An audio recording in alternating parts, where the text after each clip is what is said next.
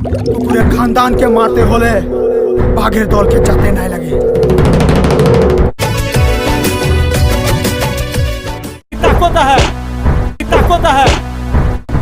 सिबार बहिन के तरफ आग दिली माँ काली कसम काल के हकाली ली। सिबार बहिन के तरफ आग दिली माँ काली कसम काल के हकाली ली।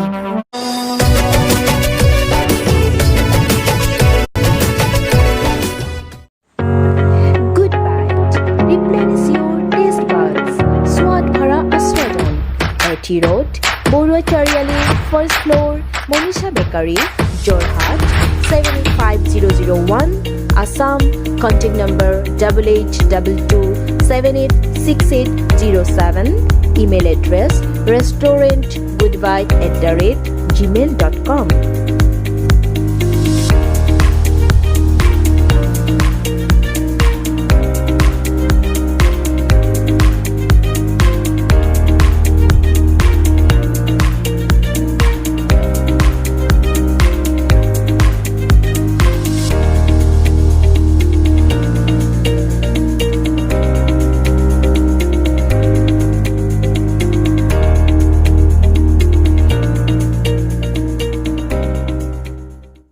নমস্কাৰ আপোনালোক সকলোৱে চাবলৈ আৰম্ভ কৰিছে পোহৰ লাইভ 8 অসমৰ জাতীয় জীৱনত আদিবাসী চাহ জনগোষ্ঠীয় লোকসকলৰ অৱদান অতিকে গুৰুত্বপূৰ্ণ আজি আমি এক নতুন অনুষ্ঠানৰ আয়োজন কৰিছো এই অনুষ্ঠানত আজি এজন বিশেষ ব্যক্তিক আজি আমি অনুষ্ঠানৰ আলোচনা কৰিছো অনুষ্ঠানৰ মাজলৈ যোৱাৰ আগতে আপোনালোকক কিছু দৃশ্যাংশ মই দেখাবলৈ যত্ন কৰিছো আহকচোন আমি সেই দৃশ্যাংশৰ মাজলৈ সোমাই যাওঁ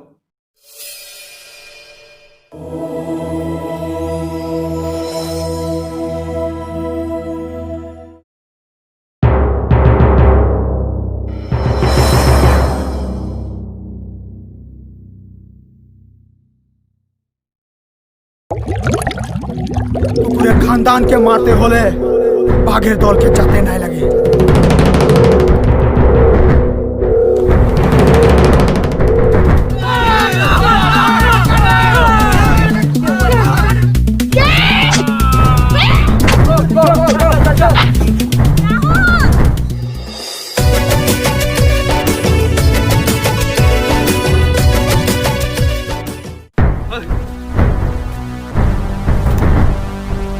तोर मायर दूध और तोर बापेर खून में जो ताकत है सिबार बहिन के तरफ आग दिली माँ काली कसम काल के हकाली ली।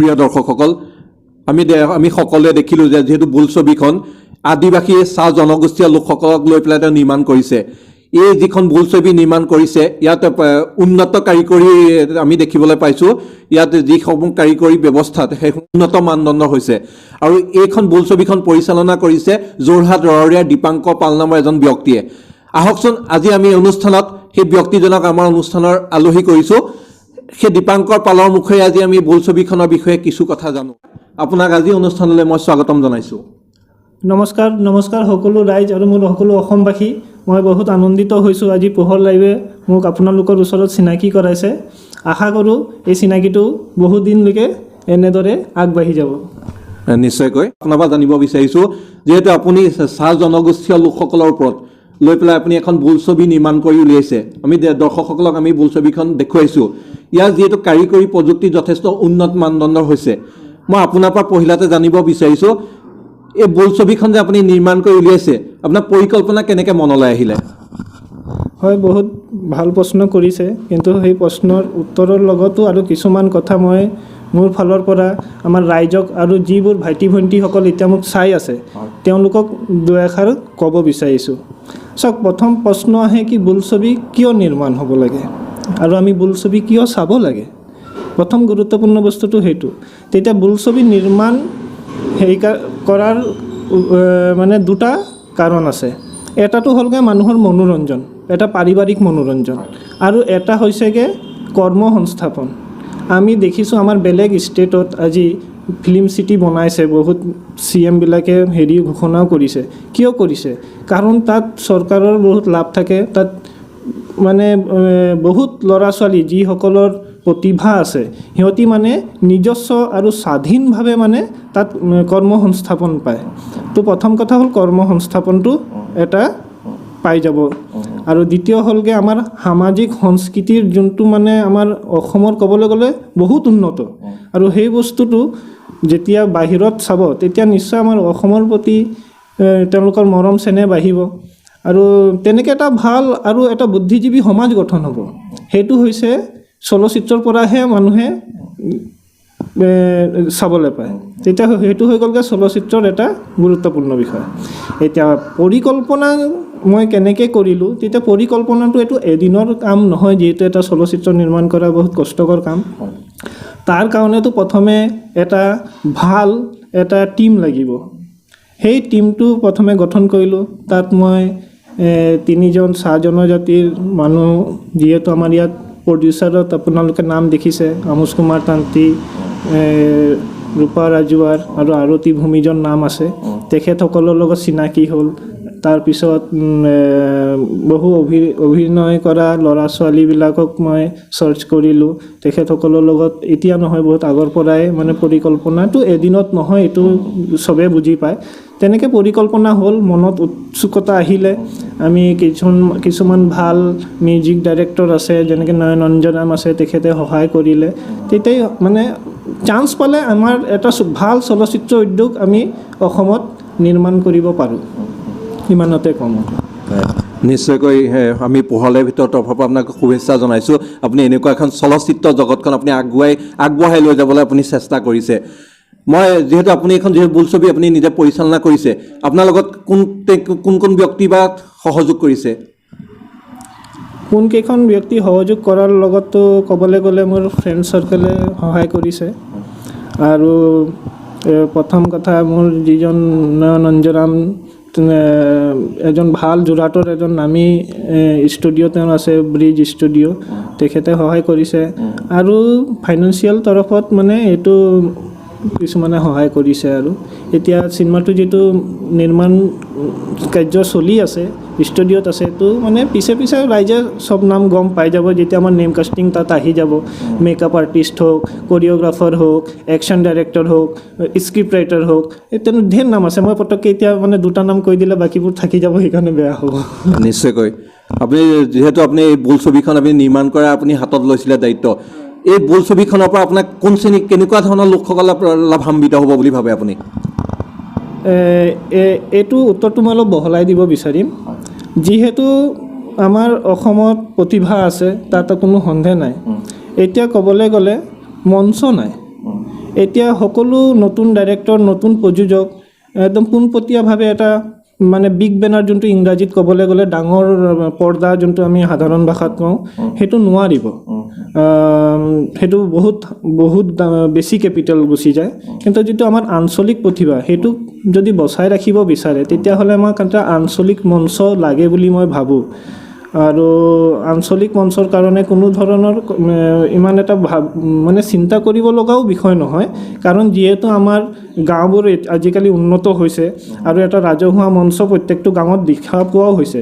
অকল কি আমাক এই প্ৰতিভাবিলাকক দেখুৱাবৰ কাৰণে এটা মানে অনুমোদন লাগে কি তেওঁলোকে প্ৰদৰ্শনী কৰিব পাৰক। আৰু যোনটো মানে এতিয়া অৰ্থনৈতিকভাৱে যোনটো তেওঁলোকৰ ক্ষমতা থাকে, সেইটো চাই পিনে তেওঁলোকে প্ৰদৰ্শনী কৰিব। আৰু তাত কি হয়, আমাৰ থলুৱা যিবিলাক প্ৰতিভা আছে তেওঁলোকৰ নিশ্চয় উপাৰ্জন হ'ব, আৰু তেওঁলোকৰ লগত জড়িতও কিছু বেলেগ মানুহৰো অলপ উপাৰ্জন হ'ব। এইটো এটা মানে গ্ৰাম্য উদ্যোগ প্ৰথমে গঢ় কৰি ল'ব লাগিব, তেতিয়াহে আমি ৰাজ্যিক উদ্যোগটো গঢ় উঠিব। আৰু ৰাজ্যিক উদ্যোগটো গঢ় উঠিলেহে আমাৰ ৰাজ্যৰ পৰা প্ৰতিভা ৰাষ্ট্ৰীয় পৰ্যায়ত পাবগৈ। যিহেতু বোলছবিখন আমাৰ দৰ্শকসকলক দেখুৱালোঁ, আমিও নিজে উপভোগ কৰিলোঁ। তাত দেখিছোঁ যে প্ৰত্যেকটোৱে সুন্দৰ হৈছে, বা তাৰ এক্টিং বা তাৰ কাহিনী বা তাৰ যিখিনি পৰিকল্পনা। মই আপোনাৰ পৰা এই বোলছবিখনৰ যিটো মূল কাহিনীটোৰ বিষয়ে অকণমান জানিব বিচাৰোঁ। কাহিনীটোৰ বিষয়ে অকণমানটো আপোনালোকে জনাৰ অধিকাৰ ৰাখে, সেইটো মই হেৰি মানিছোঁ। তেতিয়া কাহানীটো হৈছেগৈ চাওক, আমাৰ ইয়াত এটা মানে মই বহুত টেকনিকেলি মানে ষ্টৰিটো স্ক্ৰিপ্ট ৰাইটাৰ দি ৰাইট কৰাইছিলোঁ কি সমস্যা দেখাবতো চবে পাৰে, চবে সকলো ধৰণৰ সমস্যা দেখুৱাই দিব, আমাৰ সমাজত এইটো বেয়া হৈছে এইটো বেয়া হৈছে, কিন্তু তাৰ সমাধান কোনো দেখুৱাব নিবিচাৰে। তেতিয়া এইটো চিনেমাত এটা বহুত ভাল এটা মানে সামাজিক সমস্যাৰ সমাধান মই দিছোঁ। আৰু মনোৰঞ্জনৰ কাৰণেতো ভাল মিউজিক সেইটোতো লুকাই থকা বস্তু নহয়। আৰু যিহেতু কাহানীৰ যোনটো মানে যুৱক প্ৰজন্ম আজিকালি দেখিছোঁ চবে বডি বিল্ডিং আৰু স্পৰ্টছ বোলা বস্তুটো আৰু একশ্যন মুভি ভাল পায়, চাউথ ইণ্ডিয়ান মুভি ভাল পায়, তেতিয়া এটা সৰু সুৰা মানে ইণ্টাৰনেশ্যনেল পইণ্ট এটা আছে তাত। মানে ধৰক এটা মানে বেয়া মানুহ আমাৰ অসমত আহিব কিবা এটা বেয়া কৰিবলৈ, তাক আমাৰ মেইন হিৰোই বাধা দিব মানে অৱশেষত। সেইটোৱে আৰু এটা চেলেঞ্জিং ফাইট আছে য'ত আপোনালোকে ট্ৰেইলাৰত দেখিছে। বাছ ইমানে কম কি এটা অ'পেন চেলেঞ্জ হয়, অসমৰ মাটিৰ গাত বেছি দম আছে নে বাহিৰা শক্তিৰ গাত বেছি দম আছে, তেতিয়া মই যুৱক প্ৰজন্মৰ কাৰণে এটা ভাল ফিনিচিং এটা দিছোঁ মানে। নিশ্চয়কৈ প্ৰিয় দৰ্শকসকল, এইজনৰ মুখে আমি আপোনালোকক শুনাবলৈ যত্ন কৰিলোঁ যে বোলছবিখনৰ মেইন কাহিনীটো কি বা কিহৰ আধাৰত এই বোলছবিখন নিৰ্মাণ কৰা হৈছে। সম্পূৰ্ণকৈ আমি গম পাবলৈ হ'লে বোলছবিখন যেতিয়া ৰিলিজ দিয়া হ'ব, সেই ৰিলিজ দিয়া সেই মুহূৰ্তলৈ আমি অপেক্ষা কৰিব লাগিব। মই যিহেতু বোলছবিখনত যিসকলে অভিনয় কৰিছে এই অভিনেতাসকলৰ কথা কিছু ক'ব নেকি আপুনি? ক'বলৈ গ'লে আজিৰ তাৰিখততো তেওঁলোকে মোৰ কাৰণে আটাইতকৈ গুৰুত্বপূৰ্ণ ব্যক্তি।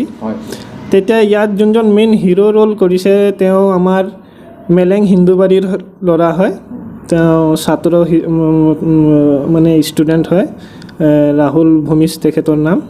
আৰু যোনটো মুখ্য অভিনেত্ৰী হৈছে তেওঁ মুৰমূৰীয়া অঞ্চলৰ হয়, আমাৰ যোৰহাটৰে হয়, ঋতুপৰ্ণা তান্তি।